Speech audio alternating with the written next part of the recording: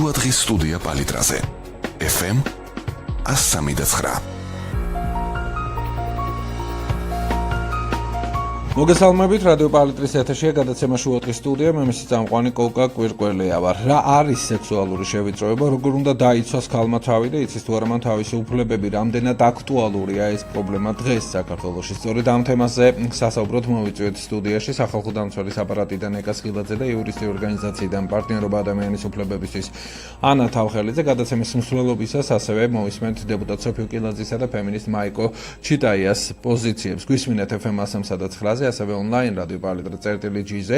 აუცილებლად აგვირეკეთ თუ ეს თემა გეხება თქვენ რაიმე ფორმით. 227-139, 228-139 ეს არის ჩვენი ტელეფონის ნომრები და რა თქმა უნდა შეგიძლიათ Facebook-იდაც გვადევნოთ თვალი. ამჯერად უკვე მიმდინარეობს ჩვენი გადაცემის ვიდეო ლაივ სტრიმი. მოგესალმებით ქალბატონებო, დიდი მადლობა მობრძანებისთვის.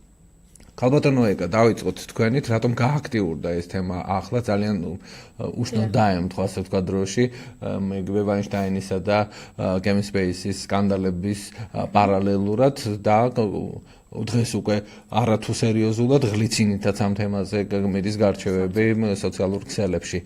რატომ გახდა დღეს რაღაც ტრენდს ავყევით და ამიტომ თუ ეს პრობლემა ჩვენ დიდი ხანია გვიდგას. მოგესალმებით, მივესალმები მსმენელს და ძალიან კარგი კითხვაა. ეს პრობლემა ყოველთვის აქტუალური იყო საქართველოში, თუმცა იყო დაფარული და ამის შესახებ არ საუბრობდნენ. სექსუალური შევიწროება არის ისეთი ტიპის პრობლემა, რასაც ჭირდება ხოლმე მსგავსი ბიძგები, რომ ამ თემაზე ადამიანებმა დაიწყონ საუბარი. ამ თემაზე გაჩნდეს გარკვეული, ასე ვთქვათ, მოთხოვნა საზოგადოებაში და შემდეგ ეს არის ხოლმე ტალღის ეფექტი აქვს და მოსდევს შემდეგი და შემდეგი, ასე ვთქვათ, ადამიანი, ვინც ამის შესახებ ისაუბრებს. სამწუხაროდ ის რაც ხდება საქართველოში, რაც ხდება მსოფლიოში, ეს არის სექსუალური შევიწროება საკმაოდ გავრცელებული პრობლემა, თუმცა ამის შესახებ არ საუბრობდნენ. ოფიციალურ სტატისტიკურ მონაცემებს თუ შეხედავთ, ეს ციფრი საერთოდ არ არსებობს. მაგალითად, გასულ წელს მხოლოდ 2 შემთხვევა გქონდა სახალხო დამცველის აპარატის პრაქტიკაში, როდესაც სექსუალური შევიწროება მანამდე ერთი შემთხვევა გქონდა 2014 წელს, ანუ იყო ძალიან მცირე. თუმცა მეორე მხრივ, როდესაც ჩვენ ხვდებოდით მოსახლეობას, ქალები თითქმის ყველა შეხვედრაზე საუბრობდნენ ამ პრობლემის შესახებ და განსხვავებული იყო მიზეზები, თუ რატომ არ მოგმართავდნენ ან რატომ არ მიმართავდნენ სხვა უწყებებს და ამის შესახებ ალბათ მოგვიანებით ვისაუბრებთ. თუმცა ის, რომ ამ თემაზე დაიწყო საზოგადოებაში საუბარი, არის ძალიან მნიშვნელოვანი. მოთხოვნა სწორედ ეს ეყალიბდება და მთავარი მოთხოვნა დღეს რაც შეიქმნა ამ მოძრაობით იყო ის, რომ პარლამენტმა განახორციელოს შესაბამისი ცვლილებები. კი ბატონო, ამ ინიციატივებს ოდნავ მოგვიანებით ჩვენ სოფიო კილაძესაც ვკითხავთ, მანამდე ისევ თქვენ ჩაგეკითხებით, უბრალოდ არ მინდა ამომივარდეს. არც იმაშია ცუდი არაფერი, რომ ვთქვათ ტრენდულია ეს მიმართულება ახლა და მე რატომაც არა, თუ ამას გამოვიყენებთ საჩვენოდ, გვექნება რეალური შედეგი. საინტერესოა თქვენ ახსენეთ 2 შემთხვევა, რომელიც დაფიქსირდა შარშან, როგორ დასრულდა ეს შემთხვევები. ერთი შემთხვევა ეხებოდა სამუშაო ადგილზე სექსუალურ შევიწროებას და ჩვენ ამ შემთხვევაში დავადგინეთ დისკრიმინაციის ფაქტი.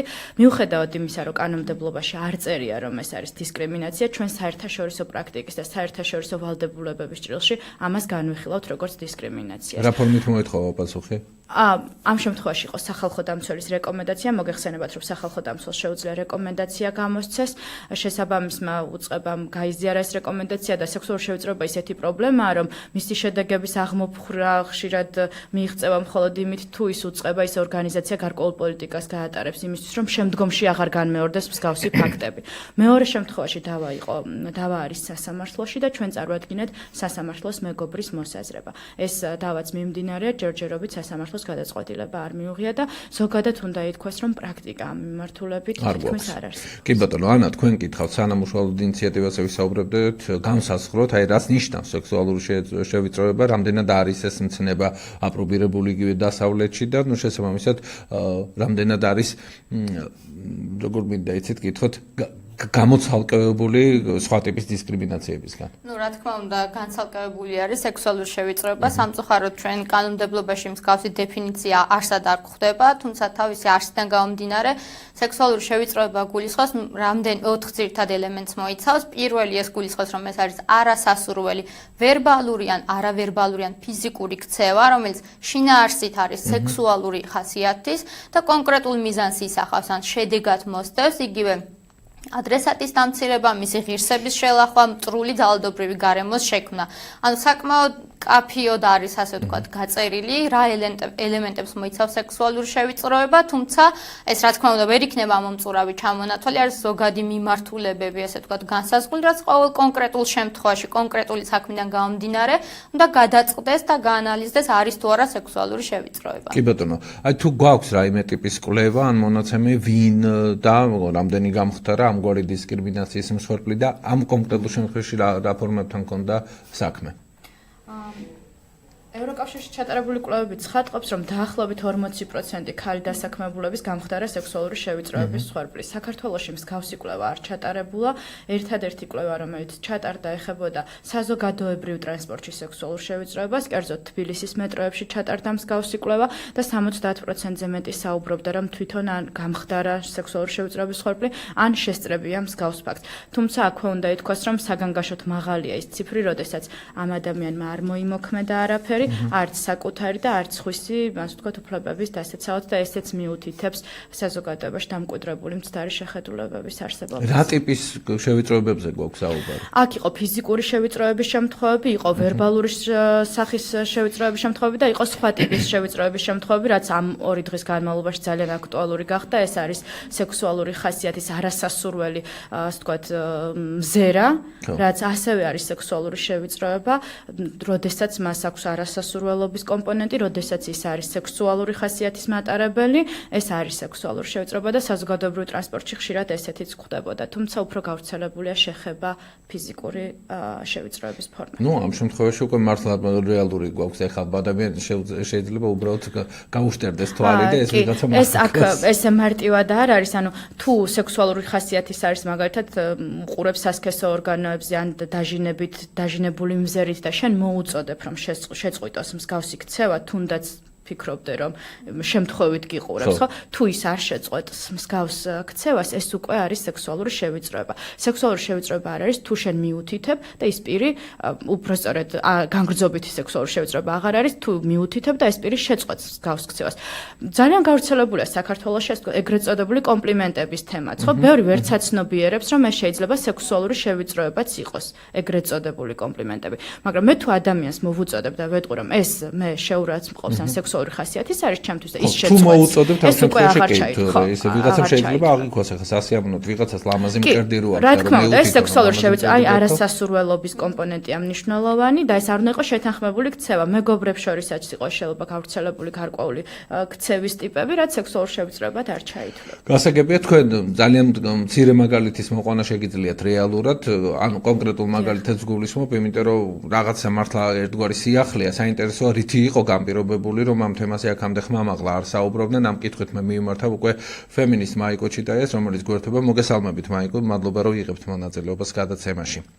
მოგესალმებით, მადლობა. მაიკო, რითი იყო განპირობებული რომ ამ თემაზე აქამდე არ საუბრობდნენ ხმამაღლა? რა განაპირობებს ამას უპირველეს ყოვლისა? ყველა მთავარი მიზეზი.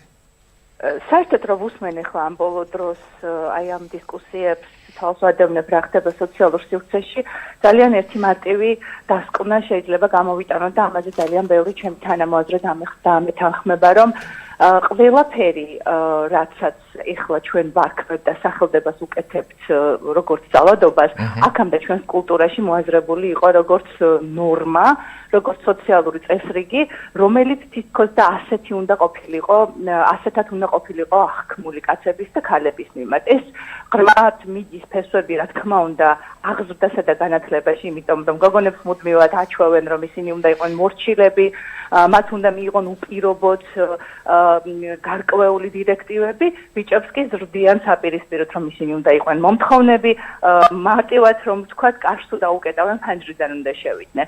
რეალურად ეს იღებს სათავეს აი ამ აღზრდის და განათლების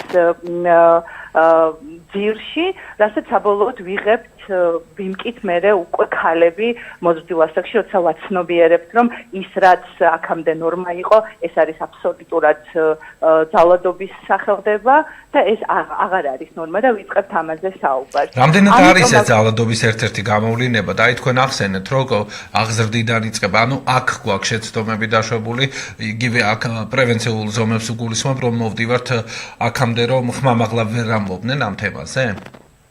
რა თქმა უნდა, იმიტომ რომ როდესაც რაღაცას გაჩვენონ რომ ეს არის ნორმა და ნორმალიზებული, შენ ამას იღებ მოცემულობად, მანამ სანამ არ აყენებ გამოწვევის ქვეშ და არ დაიწყებ კრიტიკას და არ იწყებ კრიტიკულ აზროვნებას. და ჩვენი განათლების სისტემა სამწუხაროდ ასეთი ტიპის აზროვნების უნარებს ძალიან იშვიათად ასწავლის მით უმეტეს გოგონებს. შესაბამისად, როდესაც ერთი ადამიანი იწყებს რაღაც კონკრეტულ პრობლემაზე საუბარს ამბობს, რომ ეს აღარ არის ნორმა, ეს არის პრობლემა და იწყებს სახელდებას აი ამ კონკრეტული პრობლემის როგორც ძალადობას, შესაბამისად ძალიან ბევრი ქალი იაზრებს შემდგომ თუ რა პრობლემები შეიძლება და ქონოდა მას ცხოვრებაში, რასაც აქამდე მიიჩნევდა, რომ ეს ნორმა იყო და ამაზე ან სირცხვილი იყო საუბარი, იმიტომ რომ ძირითადად ქალებს აშეიმინგებენ, ანუ არცხვენენ რაღაც კონკრეტული რაღაცების გამო, იმიტომ რომ ისევე ქალს ადანაშაულებენ იმაში, რომ თურმე ვიღაცამ მასზე სექსუალურად ან იზალა და ან ისევ გახდა ქალი კონკრეტულად სექსუალური შევიწროების მსხვერპლი. და შესაბამისად ეს ქალები ჩუმდებიან, მაგრამ როდესაც ამაზე ვიწყებთ საუბარს, როდესაც 10 ქალი იწყებს, 20 ქალი იწყებს, 30 ქალი იწყებს ძალადობას ამ სექსუალური შევიწროების თემაზე საუბარს და არქმევს სახელს კონკრეტულ ფორმას, რომ ეს არის ძალადობა, ეს არის სექსუალური შევიწროება, რა თქმა უნდა, ამ ქალებს ძალიან ბევრი მიმდევრები გამოუჩნდებათ და ეს არის ძალიან შეუქცევადი. რამდენად დროულია ამ პრობლემაზე საუბარი დღეს ჩვენთან, იმიტომ რომ პრაქტიკულად არაფერი არ არის პირიქით, დროული კი არა, მე ვფიქრობ, რომ შეგვეძლო ამ თემაზე საუბრის დაწყება, მაგრამ ჩვენ იმდენად ჯერ კიდევ მყიფე ცნობიერება გვაქვს და ბევრ რაღაცებს ეხლა ნელ-ნელა ვსწავლობთ.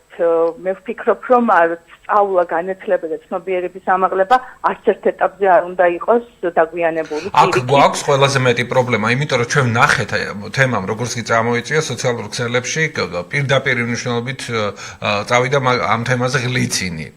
აი სხვა არ ვიცი მეტი რა უნდა მოვუფიქროთ. ესეც ცნობიერების არქონის პრობლემაა?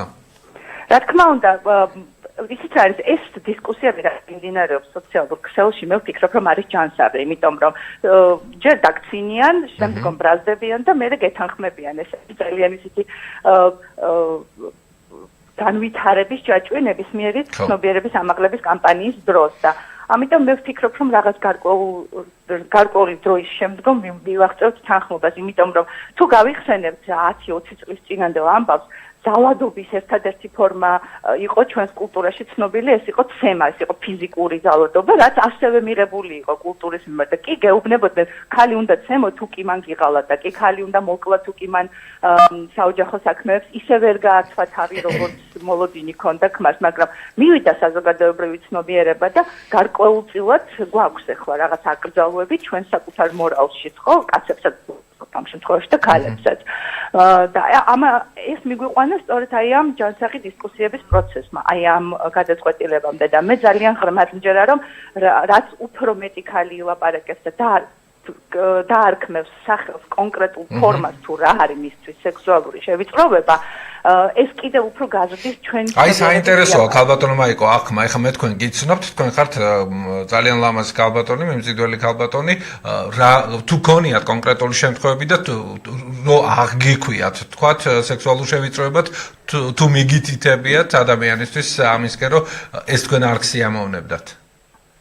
იცით ეს ამ პრობლემის წინაშე მე ვფიქრობ ძალიან ბევრი ქალი დამდგარა. უბრალოდ აქ არის მეორე მომენტიც, რამდენად ეს ქალი არის თვითონ თავის თავში დაწმუნებული, იმიტომ რომ ქალებს ძალიან ხშირად გვიწესებენ და ასე გზრდიან, რომ არსებობს რაღაცა სილამაზის სტანდარტები, რომელსაც უნდა დავემორჩილოთ, რომელიც ამყარებს კონტროლს ჩვენს სხეულზე, ჩვენს გარეგნობაზე და თითქოს ქალის ერთადერთი წარმატების კრიტერიუმი არის მისი სილამაზე და აი ამ სტანდარტებს ქალები ემორჩილებიან, რაც ამ ქალებს თვითშეფასების თამასას რაღაცა ნიშნულამდე თამასა ნიშნულამდე დადის და შესაბამისად ამ ქალებსაც აჯერებენ, ან კულტურა აჯერებს, რომ თითქოს მას კომპლიმენტს ეწყვიან, რომ ის ლამაზია, ის სექსუალურია, ის სასურველია, ამაში ქალი რეალიზდება.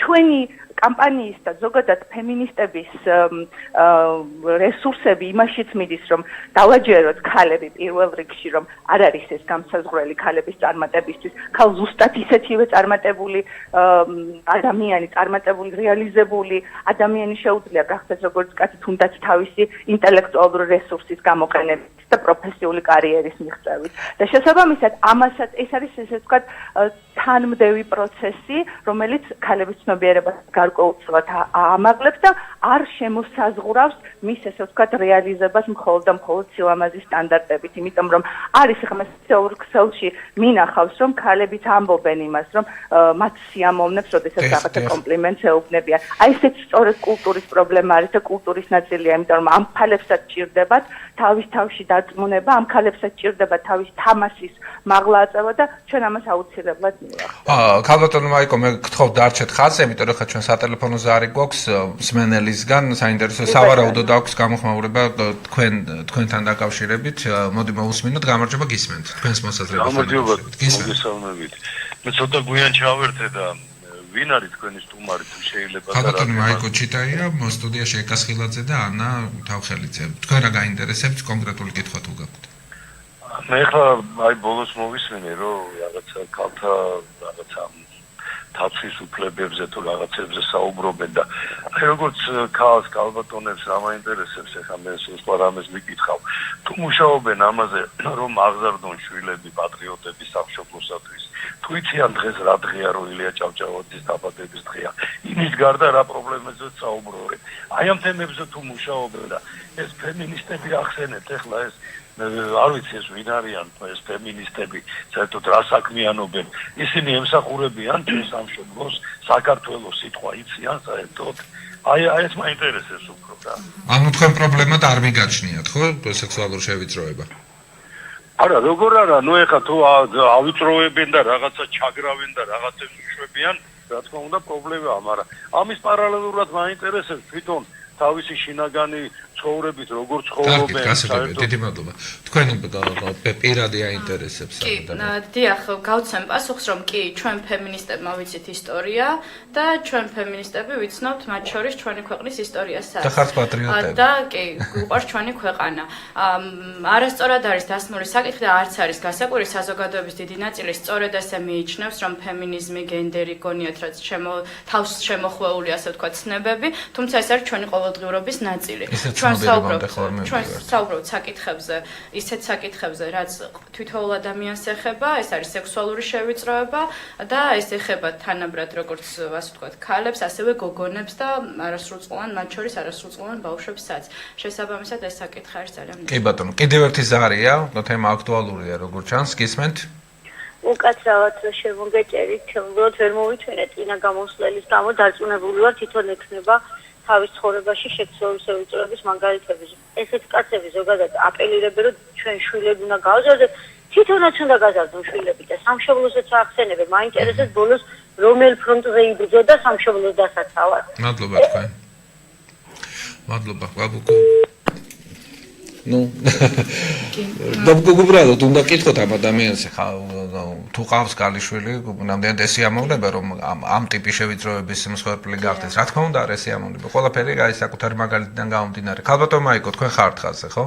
დიახ, ვარ და მინდა გამოვეხმაურო ასევე კაცს, რომელმაც დარეკა ეთერში, ალბათ მისმენს და ვეთქვი, რომ მე ვარ მარტოხელა დედა და მე მარტოხელა დედა ვარ უკვე ძალიან დიდი ხანია და ვზრდი ორ ქალიშვილს, აბსოლუტურად მარტოს გულიხმობ, ანუ ყველანაირი დაცლილი კულტურული ნორმებისგან, ანუ მე არც მშობლები არ მარებიან ჩემი შვილების აღზრდაში და ვფიქრობ, რომ ძალიან კარგად ვართმევ ამ დავალებას თავს, იმიტომ რომ ერთდროულად შვილებსაც ვზრდი და ვარ დასაქმებულიც და სწორედ ჩემი მოქალაქეებრივი ღირებულებაც ამაში მდგომარეობს, რომ მე ჩემ შვილებს ვზრდი სწორედ იმ ღირებულებებით, რა ღირებულებები ხლობს საუბრობ, რომ მან ზუსტად იცოდეს, რომ ის არის თანასწორი და ზუსტად იცოდეს, რომ მას შეუძლია ბევრად უფრო მეტის გაკეთება ცხოვრებაში, იმიტომ რომ ორივე გოგონები არიან და ორივე კრიტიკულ ასაკში არის, ახლა ერთი 15-ის არის და მეორე 12-ის. ბევრად უფრო მეტის გაკეთება შეუძლია ცხოვრებაში, მას კონკრეტული ინსტიტუციები უსაზღვრავენ და მე აუცილებლად მოვიგებ ამ ომს. როგორც დედა. წარმატებებს გესურვებთ. დიდი მადლობა ქალბატონო მაიკო საინტერესო საუბრისთვის. ფემინისტი მაიკო ჩიტა იაგვერთებოდა. ახლა ჩვენ რეკლამაზე უნდა გავიდეთ, შემდეგ კი დავბრუნდებით უკვე კონკრეტული ასე ვთქვათ ტექნიკური დეტალებით სად ვლინდება ეს ფორმები და ასე შემდეგ. ასევე მომისმენთ სოფიო კილაძის კომენტარს, რას აპირებს ხელისუფლება ამ მიმართულებით. დაგველოდეთ ეთერშია შუადღის სტუდია. ინტერესებს და გვახელვებს. შუადღის სტუდია პალიტრაზე. FM 103. კიდევ ერთხელ მოგესალმებით, ეთერშია შუადღის სტუდია, მე ვარ კოლკა კვირკველია და დღეს ჩვენ სექსუალურ შევიწროებაზე ვსაუბრობ. ჩვენი გადაცემის სტუმრები არიან სახალხო დამცველის აპარატიდან ეკა სხილაძე და იურისტი ორგანიზაციიდან პარტნიორობა ადამიანის უფლებებისთვის ანა თავხელიძე. ქალბატონო ეკა, სად ვლინდება ეს ფორმა ყველაზე ხშირად? ეს არის ვთქვათ საჯარო სივრცე, სამსახური, სასწავლებელი, საზოგადოებრივი ტრანსპორტი თუ სად? აი სად ვაწყდებით ყველაზე მეტად ამ ტიპის პრობლემას? ძირითადად გამოიყოფა ორი ტიპის სექსუალური შევიწროება, სექსუალური შევიწროება დასაქმების ადგილზე და სექსუალური შევიწროება საზოგადოებრივ სივრცეებში. დასაქმების ადგილზე სექსუალური შევიწროება ხშირად აქვს განგრძობითი ხასიათი, არ არის ერთჯერადი ქმედებით შემოფარგლული და ასე ვთქვათ, ეგრეთ წოდებულ მტრულ გარემოს უქმნის დასაქმებულს, რაც შეეხება საზოგადოებრივ თავშეყრის ადგილებში, ტრანსპორტში თუ სხვა დაწესებულებებში სექსუალურ შევიწროებას, ეს ხშირად ერთჯერადი ხასიათის მატარებელია, უფრო რთულდება ხშირად მტკიცება იმის, რომ სექსუალური შევიწროების მსხვერპლი გახდი, რადგან იმ წუთიერად შეიძლება შენ ვერ მოასწრო, ასე ვთქვათ, შესაბამისი ან გადაღება, ან მოწმის, ასე ვთქვათ, მოწმის თანდასწრების გარეშე ხდებოდეს, ან მოწმე არ დაგთანხმდეს იმაზე, რომ ამის შესახებ ისაუბროს და საქართველოში უნდა ითქვას, რომ ორივე ფორმა არის საკმაოდ გავრცელებული. თუმცა ნაკლებად საუბრობენ, თუნდაც პირად საუბრებში დასაქმების ადგილზე სექსუალურ შევიწროებაზე. რამდენიმე მაგალითს გავიხსენებ, მაგალითად ერთ-ერთმა ქალმა ჩვენ გითხრა, რომ როდესაც მან უთხრა კოლეგებს, რომ სექსუალურ შევიწროებას განიცდიდა ხელმძღვანელის მხრიდან და ეს გამოიხატებოდა, ასე ვთქვათ, მაისურს გადაუწევდა ეს ხელმძღვანელი და ეტყოდა, რომ ახლა რუჯის განსხვავება მანახე და ასე შემდეგ. ყველამ უთხრა, რომ როგორ ბედავ ამას ამბობ, შენ ხელა შვილი ყავს და მამისტოლა კაც ამას როგორ უბედავ. ანუ ხშირად არის ეს პრობლემა, რომ ამაზე ვერ საუბრობენ, ან ეშინიათ, რომ დაკარგავენ სამსახურს და ხშირად მუქარა სწორედ სამსახურს უკავშირდება ხოლმე და საზოგადოებრივ ტრანსპორტში უკვე ვთქვით, რომ რეაგირების მექანიზმები არ არსებობს ამ დრომდე. რა საკობრივ კატეგორიაზეა დაახლოებით შეიძლება ვივარაუდოთ, ხდება მიზანმიმართულება? ყველას ეხება, თუმცა ერთ-ერთი კვლევისას გამოვლინდა, ასე ვთქვათ, რაც გითხარით ტრანსპორტში ჩატარებული კვლევის შემთხვევაში, რომ ეს ხშირად არასრულწლოვან გოგონებსაც ეხებათ, მაშინ როდესაც საუბრობთ საზოგადოებრივ რა ფორმაცია საუბარი და ამ შემთხვევაში ხა ესენი არიან სრულიად დაუცველები, ეს ბავშვები არიან რეალურად. დიახ, ამ შემთხვევაში მოწყვლადობა მსხვერპლის ერთიორად დიდია, რადგან გაცნობიერება იქნება საკუთარი თავის დაცვის შესაძლებლობა იქნება თუ ასე შემდეგ ეს ძალიან მყიფეა ბავშვებზე, როდესაც საუბრობთ, ყველანაირი ფორმა შეიძლება ვხვდებოდეთ ამ შემთხვევაშიც, თუმცა მთავარი არის ის, რომ ჩვენთან სექსუალური შევიწროება თუ როგორ დავიცვათ თავის სექსუალური შევიწროებისგან, ან როგორი რეაგირება გქონდეს, ამას ჩვენც არ ვასწავლით ალბათ ბავშვებს, ხო, ჩვენც უნდა ვთქვათ, რომ ვუთხრათ მშობლებს, აი გვაქვს ახლა შესაძლებლობა მივმართოთ ამ მშობლებს, იქ ჩანთამა უქნიონ, სხვებს უხმონ დახმარებისთვის თუ აი რა. კი, ძალიან მნიშვნელოვანია, რომ ამ შემთხვევის შესახებ ბავშვს გქონდეს სივრცე, სადაც ისაუბრებს. იქნება ეს ოჯახში, იქნება ეს საგანმანათლებლო დაწესებულებაში თუ მიმართავს პოლიციას. ანუ ბავშვისთვის მეგობრული სერვისები, როდესაც ამ პრობლემაზე ვსაუბრობთ, არის მნიშვნელოვანი. თუმცა იმ პირობებში, როდესაც ჩვენ ქალებსაც გვიჭირს ამაზე ვისაუბროთ, იმიტომ რომ არ არსებობს შესაბამისი გარანტიები, საკანონმდებლო, არ არსებობს საზოგადოებაში შეთანხმებული ნება, რომ ეს არის ცუდი და ჩვენ ამის გამო არ გავიკიცხებით თუ ვისაუბრებთ, რა თქმა უნდა, ეს ყველას უშლის ხელს. ანა, თქვენ მინდა გითხოთ, სექსუალური შევიწროება საჯარო სივრცეში ეს არის რაღაც ტიპის ძალაუფლების დეკლარირება, ეს არის უჩინარი დისკრიმინაცია, თუ აი რა მოტივები იკვეთება ასე დროს? ზოგადად სექსუალური შევიწროება დისკრიმინაციის ერთ-ერთი მკვეთრი გამოვლინება არის. ნუ პირველ რიგში ვიტყვი იმას, რომ სექსუალური შევიწროების მსხვერპლი მხოლოდ ქალები არ არიან, მამაკაცებიც შეიძლება გახდნენ, თუმცა უმრავლესობა და ძირითადი ნაწილი სწორედ ქალები არიან, ამიტომ ქალთა მიმართ გამოვლენილი სოციალური დისკრიმინაციის ერთ-ერთი ფორმა არის. ზოგადად როგორც ეკამ აღნიშნა, ძალიან ბევრი ფორმით შეიძლება გამოვლინდეს სექსუალური შევიწროება, მით უმეტეს საზოგადოებრივი თავშეყრის ადგილებში, ეს იქნება ტრანსპორტი და ასე შემდეგ საჯარო სივრცეში. რეალურად ამ ფაქტორი თუ რატომაც საზოგადოება ამაზე არ საუბრობს, განსაკუთრებით ქალები ამაზე არ საუბრობენ, არის ძალიან ბევრი მიზეზი, თუნდაც საზოგადოების დამოკიდებულება, სტერეოტიპები, რომ პირველ რიგში ისევ ქალის, ესე ვთქვათ, გაკრიტიკება ხდება, მაგალითად თუ არასასურველი კომპლიმენტი უთხრეს, ქუჩაში გაიარა და რაღაც ფრაზა უთხრეს, პირველი კრიტიკა იწყება, ვთქვათ, როგორი ჩაცმული იყო ქალი ამ დროს, ღამის საათებში იმყოფებოდა თუ არა გარეთ და ასე შემდეგ. ანუ პირველი კრიტიკა მაინც ქალზე არის და შემდგომ უკვე იწყება, ვთქვათ, იმის განსჯა, დაიმსახურა მან ეს ნამდვილად თუ არ დაიმსახურა. აი სად უნდა გაივლოს ზღვარი, ეს არის საინტერესო ამ შევიწროების აღქმასა და კომპლიმენტ შორის, იმიტომ რომ ეხლა მართლა ძალიან ლამაზ ქალის მიმართ შეიძლება თვალი გაგიშტერდეს და ყბა ჩამოგივარდეს და ეს აღიქვას მსხვერპლმა ბრჭყალებში სექსუალურ შევიწროებად. აი ბუნებრივი ეფექტი ხო ის? პირველი რაც წეღან ახსენეს, ის რომ არასასრულობის ელემენტი უნდა იყოს, ან როდესაც მოუწოდებთ აშკარად გამოხატავ შენს დამოკიდებულებას ადრესატი, რომ შენ ეს არ მოგწონს, ეს შეიძლება ვერბალურად გააკეთო, შეიძლება ქცევით გააკეთო, მაგალითად ტრანსპორტში თქვა, ადგილი შეიცვალო და სხვაგან გადახვიდე. თქვა, დიახ, ხელით ანიშნო, მხედველობით ანიშნო, ან ბევრ მიმიკლის დონეზეც კი შეიძლება მიახვედრო, თქვა, მოძალადე ამ დროს რომ არ ქსიამონეს მისი მხრიდან. ასეთ შემთხვევაში უკვე ნიშნავს, რომ ის გაცნობიერებულად და განზრახულად მიზანმიმართულად აკეთებს ამას და უკვე ცხადია, რომ სექსუალურ შევიწროებას აქვს ადგილი. რა არის ის მთავარი მიზეზი, რომლის გამოც ამ შემთხვევაში ვთქვათ, კაცები სექსუალურად ავიწროებენ ქალებს და რა არის ამ ქმედებების მთავარი მიზანი? შეგვიძლია ვთქვათ, რომ გენდერული უთანასწორობა და გენდერთან დაკავშირებული სტერეოტიპები, რაც ჩვენ საზოგადოებაში მრავლად არის დამკვიდრებული, ეს შეიძლება იყოს განმაპირობებელი, როდესაც საზოგადოება და მაიაც საუბრობდა ამის შესახებ, ჩვენი კულტურა ამას არ აღიქვამს პრობლემად. ანუ როდესაც ჩვენ გგონია, რომ ქალს ეს უნდა ესიამოვნოს და რატომაც არა, ხა მე თუ ესე მივაშტერდებიან კომპლიმენტს ვეტყვი, რატომაც არა ეს პირიქით სასიამოვნო არ უნდა იყოს, მისთვის რასაც ამ სოციალურ სივრცეში მრავლად ვკითხულობთ ეს დღეებია. ეს არის გენდერული უთანასწორობის გამოვლენა. გამოვლენა იმის, რომ რატომ არიან უფრო მეტი პროცენტულად ქალები მსხვერპლი, ეს ნიშნავს იმას, რომ ქალები არიან ამ საზოგადოების, ასე ვთქვათ, მოწყვლადი ჯგუფი ამ პრობლემასთან მიმართებით, რადგან ამ პრობლემას განაპირობებს გენდერთან დაკავშირებული მცდარი შეხედულებები, უთანასწორო მდგომარეობა და მესაკუთრული დამოკიდებულება ქალის მიმართ. ძალაუფლების დემონსტრირება. რა გავლენას ახდენს ეს ქალების ფსიქოლოგიაზე და რამდენად ერთნაირი შეიძლება იყოს ეს გავლენა ყველას, ანუ ერთნაირი ალბათ ვერ იქნება. ერთნაირი ვერ იქნება, მაგრამ ზოგადად ამ ტიპის ქმედებები, ან ნებისმიერი ფორმის შევიწროება, რა თქმა უნდა, ერთი რომ ღირსების შემლახველია ქალისთვის, შემდეგ თვითშეფასების დაქვეითება ხდება ამ დროს ქალში, იმიტომ რომ რაღაცა მამაკაცი ამ დროს დომინანტი ჩანს და თვითონ რაღაცა უფრო ქვემდგომი, ერთი საფეხურით მაინც ქვემდგომი და შესაბამისად ეს საკუთარ თვითშეფასებაზე უარყოფითად აისახება ბუნებრივია. თუმცა განსხვავებული შეიძლება იყოს, ამიტომაც როდესაც არასრულწლოვნებზე საუბრობთ, არასრულწლოვნები ხდებიან ბავშვობიდანვე ამ ტიპის შევიწროების მსხვერპლი, ბუნებრივია მათ,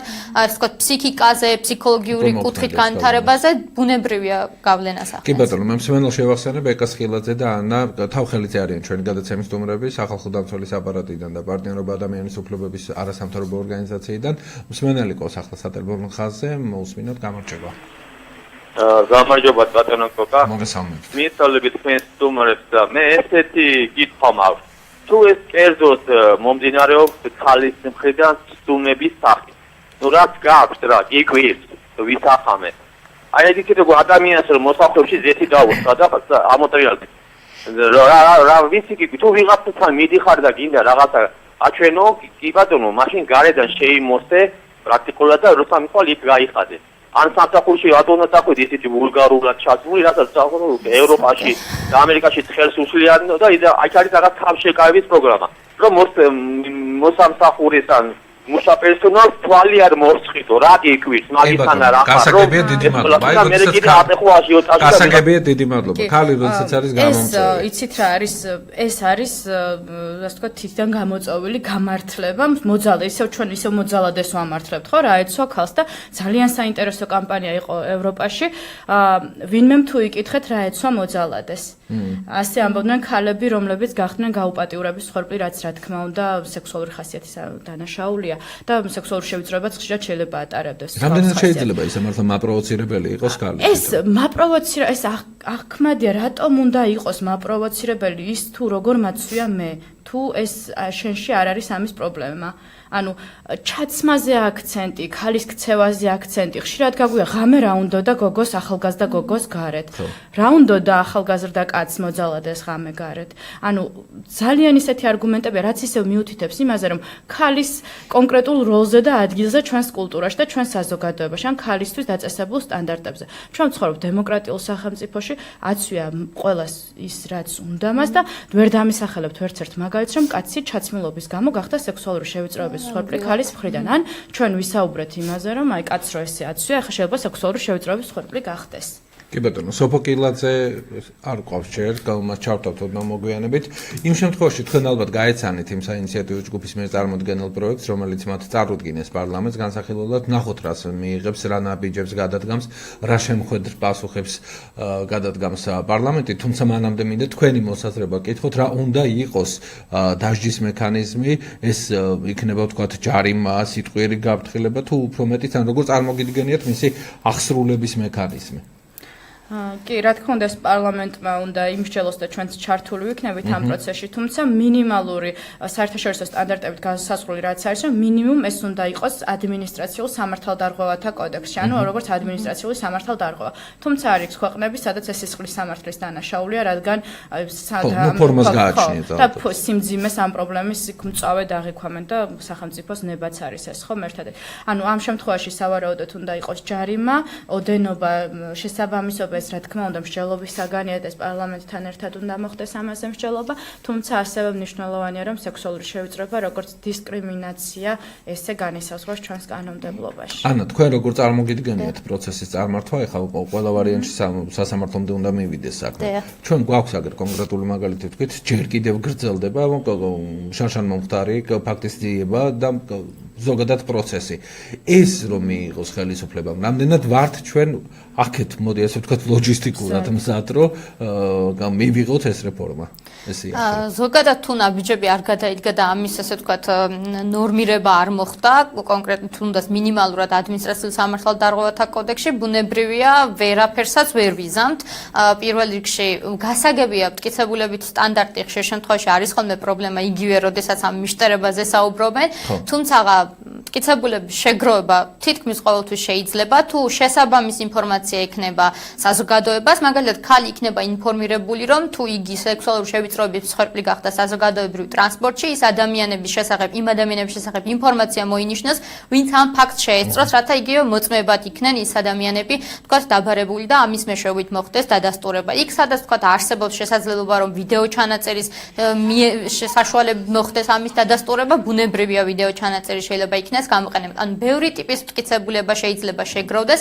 მთავარია რომ ამის შესახებ ქალს ჰქონდეს ინფორმაცია, ინფორმირებული იყოს რომ ეს არის დასჯადი ქმედება და ასე ვთქვათ შეძლოს ის რომ შეაგროვოს მტკიცებულებები. აი ამ შევიწროებას ვთქვათ ეხლა შეაგროვოს მტკიცებულებები ამბობთ, ვთქვათ ერთჯერადი სისტემური ხასიათი უნდა ჰქონდეს თუ იმერჯერადი შევიწროების დროიდან აი როგორ შეძლებს ის მე ფორმები ვერ წარმომიდგენია, როგორ შეიძლება მანეს დაუმტკიცოს იგივე მოძალადეს, რომელიც მას ესე აშტერდებოდა და უყურებდა და ის გრძნობდა ამას შევიწრო. ადგება ის ადამიანი და იტყვის რა სისულელებს ეხ ბოდავს რაღაცებს, უბრალოდ არ მომწონვარ, თვალში არ ვეხამუშები, ჩემი თანამშრომელია და მომიგონა რაღაცა. ნუ ეგ რისკი ზოგადად ნებისმიერ სამართალწარმოების ეტაპზე დგას, მით უმეტეს სისხლის სამართალში, როდესაც თქვათ იქ ვიღაც მივართ ბრალდებაზე საუბრობ. ანუ როგორც წეღან რამდენჯერმე გავიმეორეთ, როდესაც არასასურველობას გამოხატავს ადამიანი, მიუთითებს რომ ეს ჩემთვის არ არის სასურველი და ის ამის მიუხედავად მაინც აგრძელებს ამ ქმედების ჩადენას, ამის შემდეგ უკვე უნდა დაიწყოს ქალმა ფიქრი მტკიცებულებების შეგროვებაზე, იგივე სხვა თანამშრომლებთან მიმართებით, იგივე შესაძლებელია ეს მოხდეს, ჩანაწერის მოპოვება მოხდეს და ასე შემდეგ. ანუ ბევრი რამ შეიძლება გაკეთდეს, რაც საერთო ჯამში თქვა დაარწმუნებს იგივე მოსამართლეს, რომ ნამდვილად ადგილი ჰქონდა სექსუალურ შევიწროებას. თუმცა თქვენ რაც ახსენეთ ტრანსპორტის შემთხვევაში ან საზოგადოებრივ საჯარო სივრცეში ეს გაცილებით რთულია, ხო? გაცილებით რთულია. თუმცა ასეთი ტიპის მექანიზმებს პრევენციული ეფექტი აქვს ძალიან დიდი. ჩვენ როდესაც გვექნება მსგავსი მექანიზმი, მე შემეძლება პოლიციის გამოძახება ასეთ შემთხვევაზე, თუნდაც იმ პოლიციის გამოძახებით მე შემეძლება რომ რაღაც გარკვეული პრევენცია მოვახდინო ამ ადამიანის მხრიდან სხვა შემთხვევაში. შეიძლება მე ჩემი ვერ დავამტკიცო, მაგრამ გარკვეულწილად პრევენციული ეფექტი ამან იქონიას. ანუ მაინც შემზღუდავი ხასიათის არის, როცა უკვე გასაგებია ჯემს მენელის არი მევიყო, დიდი ხანია გველოდება და მე როგორ ქალბატონი სოფოკილაძეც სატელეფონო ხაზია, რამდენიმე წამში მასაც გავისაუბრებით, გისმენთ ეთერში ხართ. გამარჯობა, მოგესალმებით ყველას. მოკლედ თუ შეიძლება. იცით რა, ეხლა უსმენ ამ გადაცემას თითქმის თავიდან, აი საჭესთან ვზივარ და ყურადღებით უსმენ მაინც. რა არის იცით? აი რაღაც ბოლო დღეებია შემოვიდა ეს არ ვთქვა ტენდენცია უზაში შემოვიდა თუ რა ხდება, რა სექსუალური შევიწროებებზეა ლაპარაკი და გასაგებია რომ არსებობს რაღაც, მაგრამ მამაკაცებზე რატო არავინ არ ლაპარაკობს? თქვენ არ ქონიათ ცხოვრებაში მაგალითი რომ ან ნანახი სხვა ვინმე მაგალითად რომ აი უფროსმა დირექტორმა მანდილოსანმა სამსახურიდან გაუშვა კაცი რომელიცაც არ ეკუთვნოდა გაშვება, მაგრამ ამ კაცმა უარი თქვა მასთან ასე ვთქვათ ინტიმური კავშირის დაჭერაზე. მე ასეთი მაგალითები ვიცი, 1, 2. თქვენ არ ქონიათ ესეთი მაგალითი? და ქალბატონი რო იყო ეხლა თქვენ თან ჩართული იყო თუ თქვენთან ერთად, რომელსაც ქვია მაიკო. მაიკო რატო ქვია სახელი? მითხარით, მაიკო არ არის სახელი. სახელი არის მაია. ეს კო არის რაღაც ესე იგი რისთვის დაიყვა ეს მაიკო. რო ჩვენ უფრო სექსუალურად მე მიმართე შესაძლოა გასაგებია, დიდი მადლობა. მე მიმართე მამაკაცების სექსუალური შევიწროებას. კი, არის ანამ აღნიშნა რომ კაცის მიმართაც შეიძლება ქონდეს სექსუალური შევიწროებას ადგილი, თუმცა მცირე ესეთი შემთხვევები ან კაცები არ საუბრობენ, თუ ექნება გამცხადებას გავსი პრაქტიკა სახალხო დამცვას უნდა მოგმართოს. გასაგებია და ბოლო რამდენიმე წუთი გვაქვს დარჩენილი და სოფოკილაძეს მივესალმებით. მოგესალმებით ქალბატონ სოფო, მადლობა რომ იღებთ მონაწილეობას ადამიანის უფლებათა დაცვისა და სამოქალაქო ინტეგრაციის კომიტეტის თავმჯდომარეა სატელეფონო ხაზზე. ქალბატონ სოფო, რამდენად აქტუალურია ეს თემა დღეს და როგორია თქვენი პასუხი საინიციატივო ჯგუფისადმი? ან როგორი იქნება თქვენი პასუხი, ვინც მოგმართათ გუშინ აი ამ პროექტით? მოგესალმებით კიდევ ერთხელ, მივესალმებით თქვენს მენელს და მადლობა გადაცემაში მოწვევისთვის. მადლობა თქვენ. გუშინ ჩვენმა კომიტეტმა განიხილვა პეტიცია და როგორც მოგეხსენებათ მხარი დაუჭირა იმ საკითხს, რომ სექსუალური შევიწროების თემა უნდა განვიხილოთ შინაარსობრივად და მივიდეთ რაიმე კონკრეტულ დასკვნამდე. ჩვენმა კომიტეტმა მიზანშეწონილად მიიჩნია, რომ გენდერულ საბჭოში გადაეცეს საკითხი გენდერულ საბჭოს განხილვისთვის, რადგან გენდერული საბჭო არის სწორედ ის პლატფორმა პარლამენტში, რომელიც გენდერის თემებზე მუშაობს და აქედან გამომდინარე ჩავთვალეთ მიზანშეწონილად, რომ სწორედ მათ განიხილოს. პრაქტიკულად კანონპროექტი ქონია უკვე, რა პროცედურები უნდა გაიაროს, რომ საბოლოო ფორმა მიიღოს? დიახ, ანუ კანონპროექტი მზად არ არის ბოლომდე ჯერჯერობით, მაგრამ დამუშავების პროცესში არის და დარწმუნებული ვარ, რომ გენდერული საბჭო ქალბატონი თამარ-ჩუგოშვილის ხელმძღვანელობით ამ კონკრეტულ ინიციატივას შემოიტანს პარლამენტში.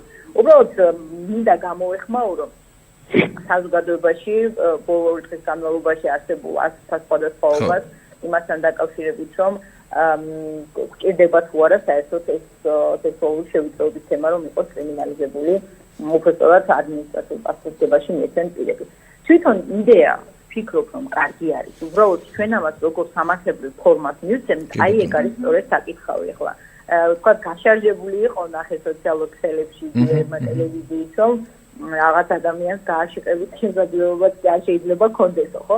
რა თქმა უნდა, ჩვენ არ ვთვლით, რომ ადამიანებს რაღაც თავისუფლება ძალიან უნდა შეუწყუდოს. აქ საკითხი დგას შემდეგნაირად, როდესაც ვთქვათ, განსაკუთრებული შემთხვევები არის სექსუალური შევიწროების, ვთქვათ, ეს ეწოდებული ხელების ფათური და მსგავსი საკითხები, რაც მართლაც მიუღებელი არის. ჩემი აზრით, პირადად ესეთი რაღაცები არის მიუღებელი და ამორალური, ხო?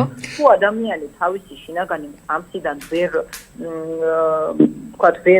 გამომდინარე ვერ ხვდება იმას, რომ გავსი ძალადობა შეიძლება ადამიანზე, იმიტომ რომ მე ვთქვი, რომ ეს შევიწროების ეს ფორმა არის სწორედ ძალადობა ადამიანზე, მაშინ ეს კანონმა უნდა დაარეგულიროს და აქ რა თქმა უნდა არ იქნება საუბარი იმაზე, რომ ადამიანების შეხედვა აეკრძალოს, ამაზე ნამდვილად არ იქნება საუბარი. კი ბატონო, ძალიან მოკლედ მინდა მიპასუხოთ, ბოლო შეკითხვით უნდა მოგმართოთ, იმიტომ რომ პრაქტიკულად წამები გვაქვს დარჩენილი. რამდენად ფიქრობთ, რომ მხოლოდ კანონით მიიღწევა, თუ მივიღეთ და მივედით აქამდე და დაიძლევა ეს პრობლემა და ხომ არ ფიქრობთ, რომ რაღაც დამატებითი ტიპის ღონისძიებების გატარება მოგიწევთ, იგივე სოციალური კამპანია იქნება თუ ასე შემდეგ და ასე შემდეგ. რა თქმა უნდა, მხოლოდ ფურცელზე დაწერილი კანონი ხშირ შემთხვევაში ვერ იძლევა იმ ეფექტს, რომელი ეფექტის მიღწევად სურს ამ კანონის შემქმნელს. ამიტომ აქ ბევრი სხვა ღონისძიების გატარება არის აუცილებელი იგივე სოციალური კამპანიების, თუმცა კანონს გარკვეულ შემთხვევებში, რა თქმა უნდა, ასეთ შემთხვევებში აქვს პრევენციული ეფექტი და სწორედ ამაზე ვცდილობთ, რომ გავაკეთოთ აქცენტი და არა ვთქვათ იმაზე, რომ ადამიანებს ახლა ვიღაცების შეხედვა აუკრძალოთ ან ეს თავისუფლება შეუძლია. რა თქმა უნდა, ამაზე არ იქნება საუბარი. და ასევე მამაკაცების თემას მინდა გამოვეხმაურო, შემიძლია ეს ბატონი, რომელმაც დარეკა თქვენთან ჩემი წინა გამოსვლელმა, შემიძლია დავარწმუნო, რომ ეს არ იქნება მხოლოდ ქალბატონებზე, ეს არის ყველაზე. უბრალოდ ქალბატონებზე მინტოკეთება აქცენტი, რომ უფრო ხშირად ქალბატონები არიან ასეთი ქმედებების მსხვერპლი. და მამაკაცებიც გაქცევას. კი ბატონო, როდიდან ფიქრობთ ისე განხილვების დაწყებას, როგორ ფიქრობთ? ეს დამოკიდებული არის იმაზე, ინიციატორები რამდენად დოვლად შემოგვიყვანეს. კი ბატონო, დიდი მადლობა თქვენ ქალბატონო სოფო კილაძე იყო სატელეფონო ხაზზე, ადამიანის უფლებათა დაცვისა და სამოქალაქო ინტეგრაციის კომიტეტის თავმჯდომარე. დიდი მადლობა თქვენ ქალბატონებო მობრძანებისთვის. ძალიან გთხოვენ მსმენელი ეთერში შემოსვლას, მოდი მოусმინოთ მოკლედ თუ შეიძლება, იმიტომ რომ მართლა სარეკლამო დროში ვართ. გისმენთ? მოგესალმებით. საუბარი იყო სექსუალურ შევიწროებაზე, მზერით რა კონკრეტულად გამოყოფა. ასევე მზერით თუ რამენაირად რა შეიძლება მოიმოქმედოს ადამიანმა, მზერით ქალები ძალიან ავიწროებენ ქალს. ძალიან ესე როგორც მამაკაცი იმაზე უარესად.